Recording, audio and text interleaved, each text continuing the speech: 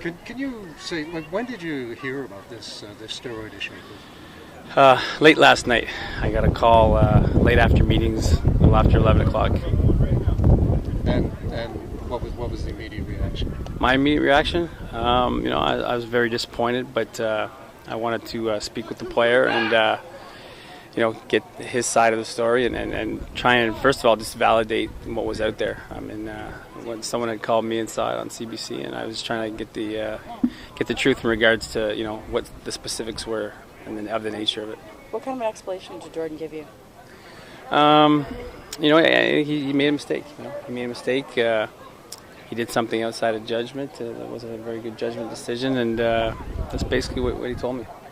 Was anyone in the organization aware of what had happened to Jordan before last night? Anyone at all? No, not at all. It came to a shock to all of us. We got woken up out of bed, and I got dealt with it. We had to deal with it last night. So, that was disappointing that we weren't notified or weren't aware of what was going on, and that someone within our organization, whether it was a player, coach, or staff member, didn't alert us to what was going on prior to it happening. Was the decision to release him pretty cut and dry? Yeah, for me it was, yes. I mean, there was no way we could move forward based on the fact that, there was an incident. We vehemently oppose that drug use, and we, as an organization, and we support the CBA, the Players Association, the CFL, and the new drug policy, and the fact that there was a criminal issue, and then we weren't notified. We weren't given when it happened. Made it very clean and cut for me. Are you concerned at all? Sorry, go ahead, Mark. What did Jordan explain why he kept it to himself for so long? Well, that's something that he felt he was advised to do, but it wasn't in the best interest of our organization. How concerned are you that there may be other players who either may have been involved or may be taking steroids? I know, we've got all the issues validated right now, and he was the only one involved.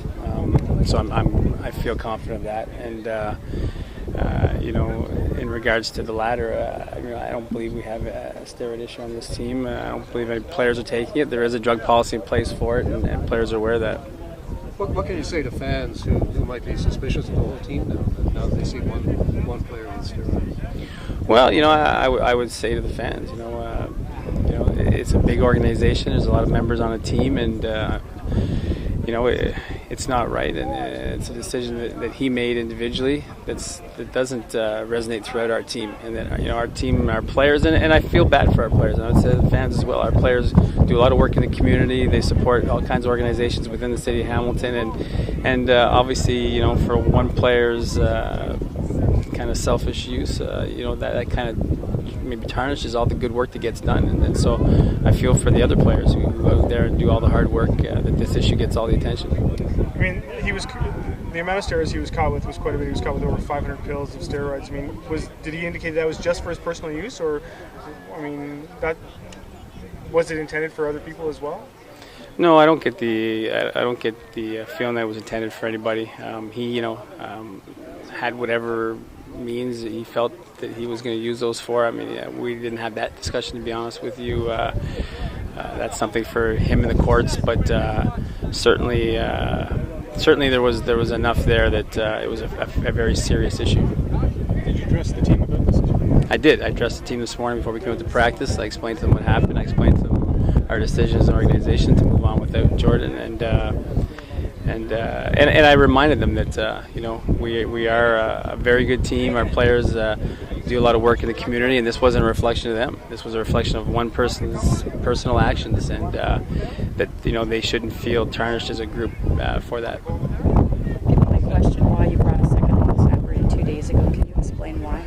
Yeah, I really can. We wanted to bring him in for the beginning of training camp, and it really has to do with having two snappers on your team. And Matt Kirk was our second snapper, our short snapper, and our backup long snapper. And when we got the report from the doctor that his foot wouldn't be healthy right away, we had already worked out and talked to Kevin, and it was just a matter of getting the roster spot. So we were prepared to wait a few days until we were able to make a couple of cuts and some injuries and bring it in. So it was just one of those things that, timing-wise, appeared that way, but it was something that was on the radar for a month. Was the fact that Justin Medlock said he wasn't comfortable with the way that Matechuk was snapping the ball having anything to do with that as well? No, I'm not aware. He never told me that, Justin. So that had nothing to do with it whatsoever. But it was our plan the whole time to have a short snapper to do field goals, and Matt was our guy and our experienced guy. But because we don't know about his health and his status, we couldn't move forward without getting another guy.